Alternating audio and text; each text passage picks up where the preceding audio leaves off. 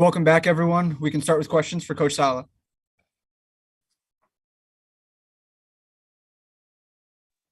Robert, do you have an Recording update on in Max progress. Mitchell? Yeah, I know he's dealing with that knee. I really don't have a timetable. I know that a bunch of people there's a bunch of numbers being floating around, but thankfully it's not season ending, and hopefully we do get him back soon. I just don't have a specific timetable for anyone. Do you know what the injury is, Robert?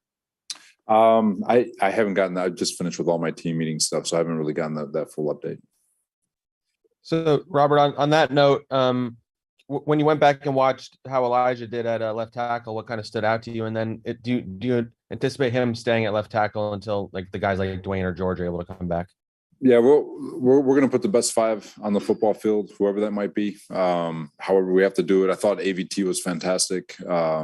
It is not easy to move positions along the offensive line, but I think he did a great job showing his versatility and his mindset. I think he did a really good job in the run game. Thought he did a really good job in the pass game. Didn't give up much with regards to production on their end, but really pleased with the way he played.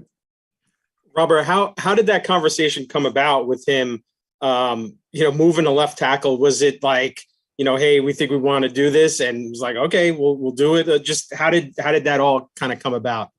To be honest with everyone, it's kind of been in the making. We've it's been a few weeks in advance. He's been working on some left tackle sets and just kind of preparing himself for this moment. And it happened. And he was ready to go. He's been preparing for it, and he hasn't been taking practice reps, but on his own time after practice, and he's been putting in a little extra time to get himself prepared for this in the event that it did happen.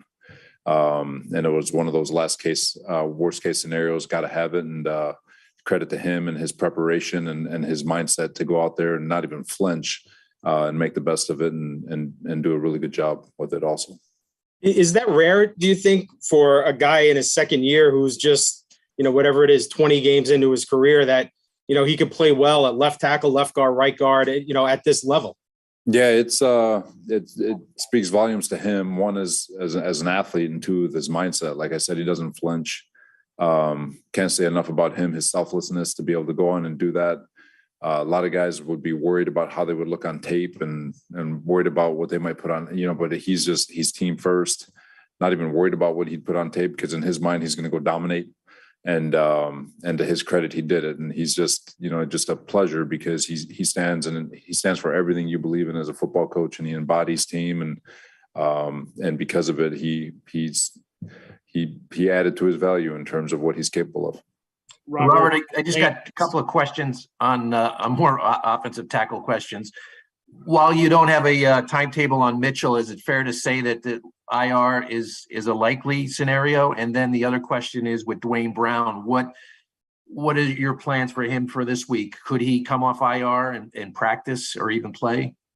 With regards to Max, IR is a possibility. Again, I don't have full details on that one, but that is a possibility. And then as far as Dwayne's concerned, we'll see where he's at. We've got about 48 hours to see where he's at, whether or not we want to start his clock. You can get a guy practicing, and you've got your 21 days after that. So we'll see where he's at. Just having conversations with him. Again, he's been working his tail off to get himself ready to play, and so hopefully we get the opportunity to get him out into the practice field so he can test it and see where he's at. But again, a lot of stuff will be determined over the next 48 hours. Robert, if you guys determine he can practice Wednesday, is it possible he could play Sunday, or is that too quick? Is that too quick? Is he going to need more practice time than that? We got to see where he's at. I'd be premature. I mean, if he's feeling great, ready to roll, we'll see. But I couldn't give you an answer one way or the other. Robert, at the end of last year, right after that Buffalo game, I think your message to us was the same as the message to your team about closing the gap in the division. This week's your first division game. Why was that such a point of emphasis for you then? And where do you think you guys are in that process? The quickest way to the playoffs is to win your division, right? That's the one thing you've got control over, beating your division opponents and all that stuff. And it's so you always have this thing that it's on our boards, own the East. And so, if you're trying to become that playoff team, you've got to be great in the division. And this organization and this team hasn't won in a while within the division. And like I said, if we want to take that next step as an organization, we've got to do better in our division. And that's basically what Close the Gap meant. And it's obviously this is our first opponent, first division opponent, and we're in a heck of a division with New England, Miami, and Buffalo, 3 freaking really, really good football teams. And like I said, we're looking forward for the opportunity to play Miami. They got weapons all over the place. They got a hell of a head coach, and it's going to be a fun game. So, Robert, with just going right off that, with Tyreek Hill coming to town, I just want to go back several months. Obviously, you guys were very interested in trading for him. At the time, how disappointed were you? And now, what is the feeling several months later, now that the dust has settled, at that position? Happy for the young man, Tyreek. He wanted an opportunity to go back home and play football in Miami. So, you're happy for the young man that he's getting the opportunity to do that. Sure, we would have loved to have had him here, but I think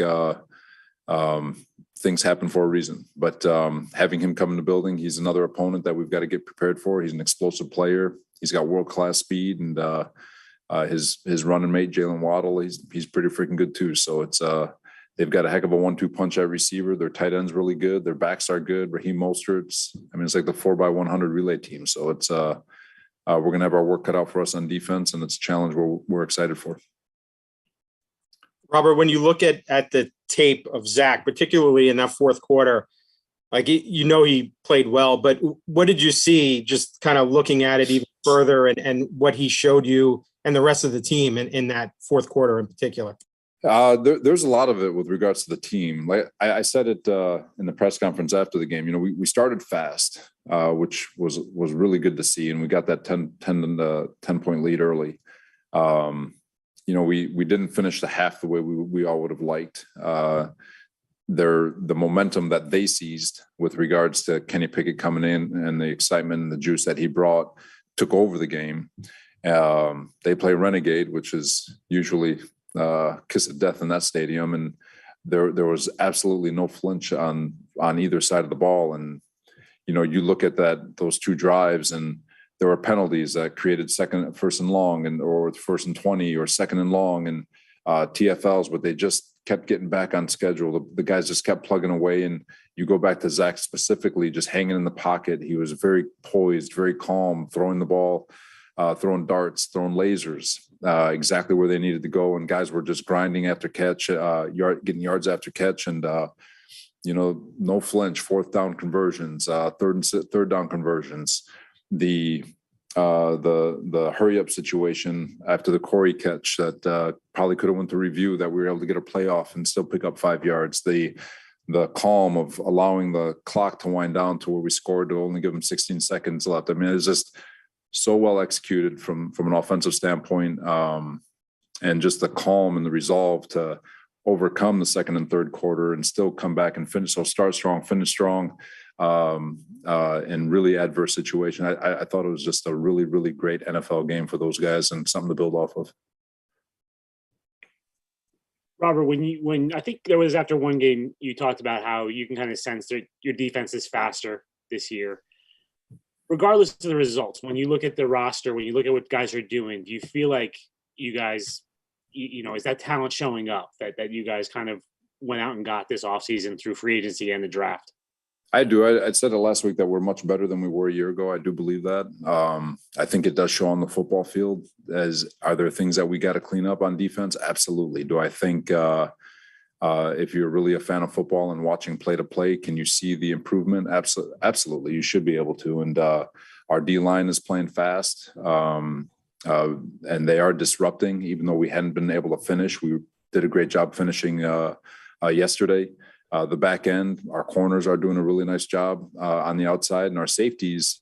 It was great to show, those safeties showed up big yesterday. They took a lot of shots on our safeties yesterday. They came down. Those 2 guys came down with 3 interceptions, 4 if we don't get that penalty at the end of the half. And but just the overall resolve in them to keep everything in front. And when they did try to take a shot, we made them pay. But really pleased with the way the entire group played together. safeties, corners, then the D-line getting after it, and then the linebackers running and hitting the way they were. Just a really good all-around game from the group. We'll take a few more for Coach. A few more.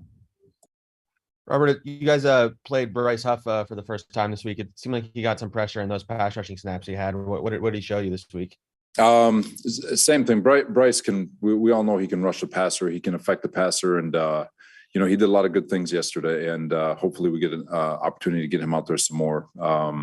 He's been working hard in practice. He's been right there at the doorstep trying to get in, and we felt like it was an opportunity to get him on the field and just change it up a little bit, and he made it worthwhile. So kudos to him, and hopefully we can get him out there again.